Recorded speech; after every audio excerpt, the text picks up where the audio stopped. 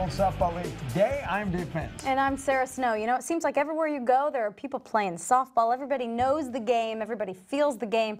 This is the show that crowns the winner for the World Softball League in slow pitch. Now, This is year 2 for the World Softball League. And it's gearing up. Yeah, and last year, the championships were held in the desert in Las Vegas, Nevada. Hager's Mundo took the men's open division title, but this year we're switching scenes. We're taking it down to Panama City Beach, Florida. Over 2,000 teams began the season competing for the right to play in that WSL final through 20 qualifier tournaments nationwide. Can't complain about that location, Panama City Beach.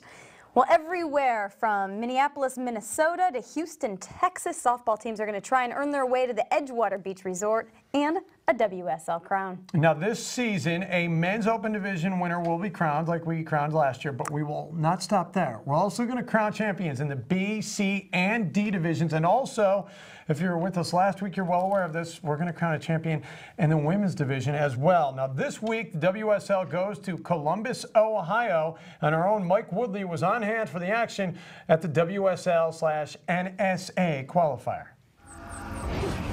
Here at The Ohio State University, they're known for their championship football. But here in the state of Ohio, the #1 participation sport is softball. So the World Softball League dropped by for a visit here at the Buckeye State. And here in Ohio, this game is played by more men, women, and children than anywhere in the United States. More teams, more leagues. You could say that Ohioans are hardcore for softball. It is hands down the #1 recreational team sport. And this WSL stop was hosted by hometown coach sponsor Jeff Haig. And while his defending WSL champions were in the field looking to capture another crown, so too was the very capable Chase Reese Elysium. And some up-and-comers just getting used to playing in these bigger fields, like B&J Loggers and Bay's Creative Stucco TPS. Who will see their way through the Midwestern mist and win this Buckeye State battle? The highlights are coming up later in the show. Mike Woodley, World Softball League today. And coming up a little later on, we'll head to the diamond for the action and another team trying to put their hat into the ring for a WSL championship. Plus, to take a look behind that mask as one WSL pitcher steps up his safety to the next level. Ooh. Oh. What's that? It's the Tunnel team putting on their shoes. Yeah.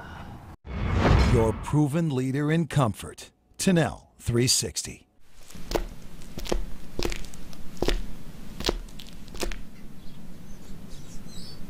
The only equipment you'll ever need. Once you experience Tunnel, you'll never wear anything else. Play ball! It's going, it could be, it's way out of here! Another Ultra 2 home run brought to you by the mad scientists at Miken Sports. Ultra 2's Ultra E-Flex technology puts the power in your hands. 29% more Barrowflex creates spring-loaded energy for ultra distance. Ultra strong Carbon X composite shell delivers maximum durability. The Ultra 2 has the industry's largest sweet spot because it's not how far you hit, it's how many times you hit far. The World Softball League today is brought to you by Trump Ball by Anaconda Sports. Tunnel 360, your leader in safety, comfort, and performance. And Miken, maker of the Ultra 2. And welcome back to the World Softball League today. This week we are focusing on the stop in Columbus, Ohio, which in association with the WSL was an NSA qualifying event. And as far as the NSA is concerned, the composite bats that many of the teams have become oh so comfortable with are not legal. That meant the Easton Synergy and Miken bats could not be used in the tournament. That stirred up a bit of controversy. For more on this, we check in with the old scout, Gordy Hagel. There has been some changes. The National Softball Association retested some of the composite bats and found them to be above the legal limits. Therefore, they decided to ban those bats. For the safety of the game, that might be the best thing happening. Well, I think the main thing is the speed it come off the bat, the distance the ball was going, and balls were flying at people's heads. They had to make a decision somewhere.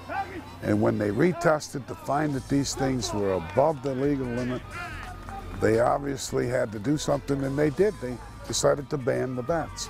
It won't affect the Wallaces, the Garrises, the Halls, the Helmers. Those guys could hit it out with anything. What those composite bats did is made the lesser players equalize with those guys on these baseball fields. They could hit it out just as well as those big guys. Now, it's going to be a whole different story. They're not going to be able to hit those home runs. They're not going to get the speed off that ball. It's a whole different program now. Well, I think it's going to make the competition a lot better. It's going to be more competitive. You know, these lesser players, and I call them lesser players than the big stars of the game, they're not going to be able to do the things they were doing before. So therefore, the run production is going to fall, the home runs are going to fall.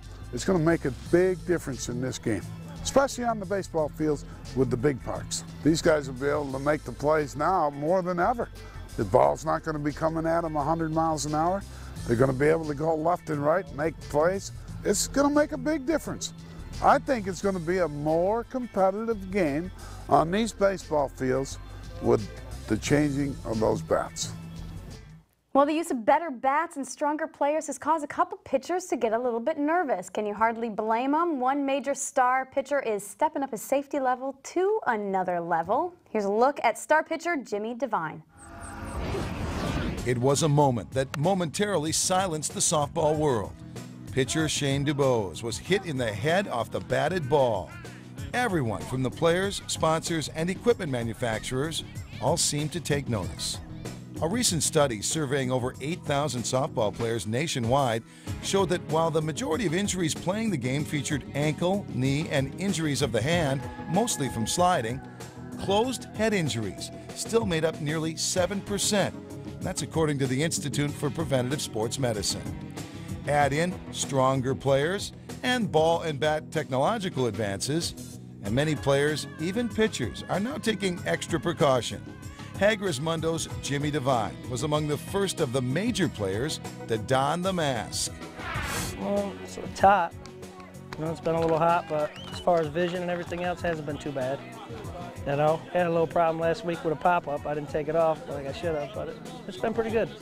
I took a lot of ribbon over it for a little while, you know, even my own teammates. But, you know, after I wore it for one inning, everybody just finally realized that it's a pretty good idea, you know. And I got 2 kids, and I'd like to see them when I get after the weekend. So I don't really. None of the guys. I mean, it takes a little ribbon, but I think everyone really respects him from getting out there with the helmet. I don't blame him one bit. Heck. He gets hit in the head, he's probably going home. Someone else gets hit in the head without the helmet. They're probably making a trip to the hospital or worse, you know. Well, I respect Jimmy. That's what he wants to do. He feels comfortable pitching with it now, so I think it's his move, and I think, you know what, a lot of people will follow it, which is pretty amazing to me for somebody in the major level to go ahead and step up and do that, because I've seen it tried a few times in the past and it doesn't ever take. But maybe somebody in the major level stepping up and putting a mask on, it might open it up for a lot of people. I personally think it's a great idea. In Northern Indiana, where I'm the state director at, I've got probably 5 or 6 pitchers that have been wearing them all year.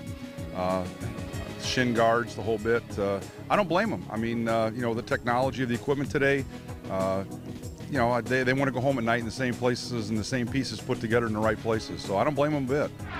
But will this divine example begin a fashionable trend? as long as you're going home with your teeth, that's a good enough fashion statement for me.